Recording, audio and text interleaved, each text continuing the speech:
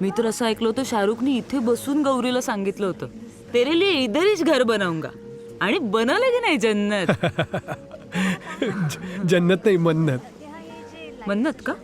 बनवलं की नाही पण? लवकरच आपल्याला आपल्या आवडत्या कलाकारांची जोडी पहिल्यांदा एका मराठी सिनेमात एकत्र दिसणार आहे. तुम्हाला कळलं असेल मी कोणाबद्दल बोलते ते, अर्थात मुक्ता आणि अंकुश. आणि आज दोघेही आपल्याबरोबर आहेत. आता आपण त्यांच्याशी गप्पा मारणार आहोत. माझी सुरुवातच अशी होती की पहिल्यांदा एकत्र दिसणार आहेत. मुक्ता, काय सांगशील?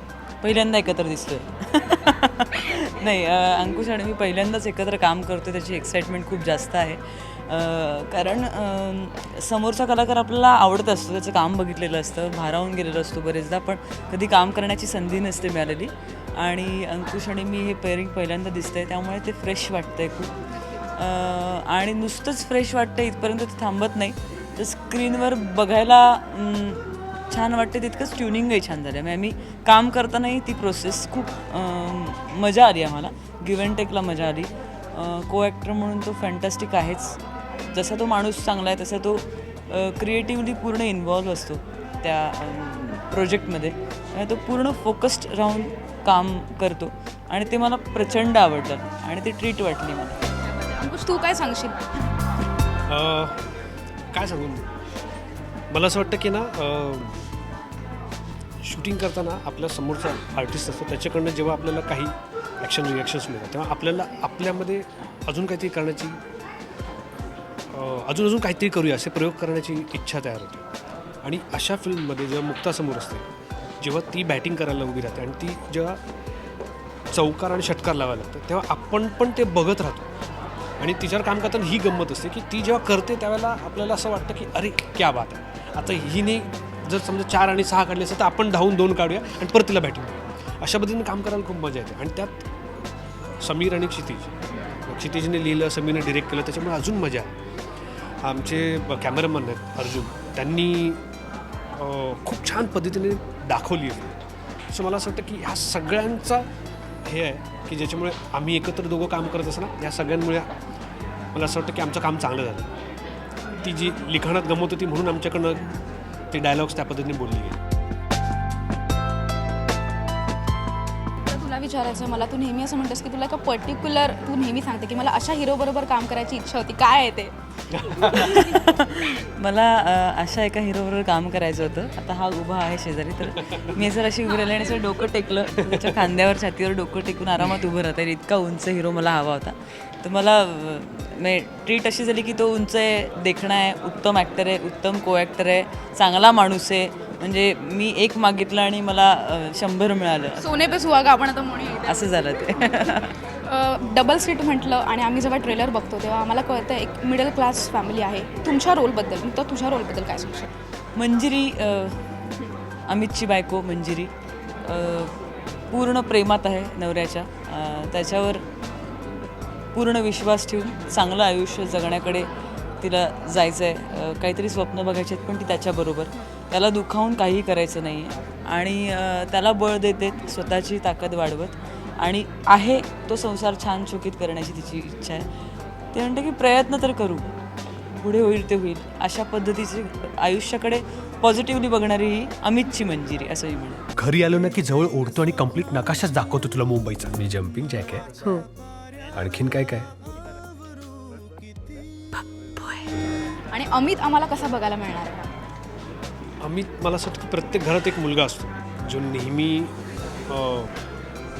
एक पर्टिक्युलर एजनंतर तो स्वप्न जे बघत असतो, त्यात प्रत्येकाला स्वप्न बदलत राहतात. आणि ती स्वप्न बदलत असताना कुठलं महत्त्वाचं स्वप्न बघायला पाहिजे, कशाच्या मागे धावायला पाहिजे, अशा वयातला तो अमित आहे. आणि त्याच्या जोडीला जेव्हा मंजिरीसारखी त्याची एक वेगळं पद्धतीने स्वप्न बघणारी बायको येते आयुष्यात, आणि मग ते दोघंजण मिळून एकच स्वप्न बघतात आणि दोघं एकमेकांना धरून पुढे जातात. असा हा अमित आहे, जो एकटा स्वप्न बघून ते पूर्ण करेल याची गॅरंटी नाही, पण त्याला गॅरंटी त्याला जेव्हा मिळते की ज्यावेळेला मंजिरीसारखी अजून मोठी मोठी स्वप्न बघणारी बायको आयुष्यात येते. तशा पद्धतीचं कॅरेक्टर आहे. किती सांगायचंय मला, किती सांगायचंय, किती सांगायचंय मला तुला, किती सांगायचंय. आम्हाला इथे कळलं की तुमची केमिस्ट्री खूप छान आहे, तुमचं कपल खूप लोकांना छान दिसणार आहे. आम्हाला अमू कळली आहे कशी आहे आणि सगळंच व्यवस्थित सगळं कळलेलं आहे. पण जेव्हा आम्ही ट्रेलर बघतो तेव्हा आम्हाला ते आपल्यातलं वाटायला लागतं. म्हणजे फक्त ट्रेलरनेच क्लिक केल्यासारखं झालं आहे. अजून पूर्ण चित्रपट यायचं आहे. त्याबद्दल तुम्ही दोघं काय सांगाल? खऱ्या माणसांची गोष्ट असल्यामुळे ते आपल्यातलं वाटतं एकतर, आणि तीच ताकद वाटते मला स्क्रिप्टची, की खरीच गोष्ट आहे, त्यात काही स्वप्नवत नाही आहे आणि त्यामुळे ते रिलेट करायला जास्त सोपं जातं. मी गोष्ट जेव्हा वाचली होती, क्षितिज आणि समीरने जेव्हा पहिल्यांदा ऐकवली, तेव्हा मला असं वाटलं की हो रे, हे माझे शेजारी पण असू शकतात. म्हणजे इतकं साधं सोपं आणि रोजचं जगणारं हे कुटुंब आहे. त्याच्याबरोबर त्या घरातली माणसे, ह्यात कोणी हिरो नाही, कोणी हिरोईन नाही, काही अतार्किक घटना नाहीत, अंगापेक्षा बोंगा मोठा असं म्हणतात तसं काही नाही. त्यामुळे जर कोणी सिनेमा बघून गेलं तर त्यांना मिळालं तर चांगलं जगण्याचं बळ मिळेल. आणि क्षितिज खूप छान सांगतो सिनेमाबद्दल, की सिनेमा बघून गेल्यानंतर दुसरा दिवस खूप छान जावा, दुसऱ्या दिवसापासून छान जगावं असं वाटावं, असं बळ देणारा सिनेमा आहे. आणि खूप महत्त्वाची मोठी गोष्ट असते की दुसऱ्याचं स्वप्न छान आहे असं म्हणणं हे एक वेगळी गोष्ट, पण असं स्वप्न मला बघायला आवडेल असं जर वाटणार असेल सिनेमा बघून तर ती खूप काहीतरी महत्त्वाचा बदल घडवेल फिल्म. आणि असा कंटेंट असणारी फिल्म मी केव्हाही मस्तच आहे, म्हणून ती जवळची आणि पात्र खरी वाटायला लागतात. अंकुश, तू काय सांगशील? मुक्ता म्हणाल ती करेक्ट.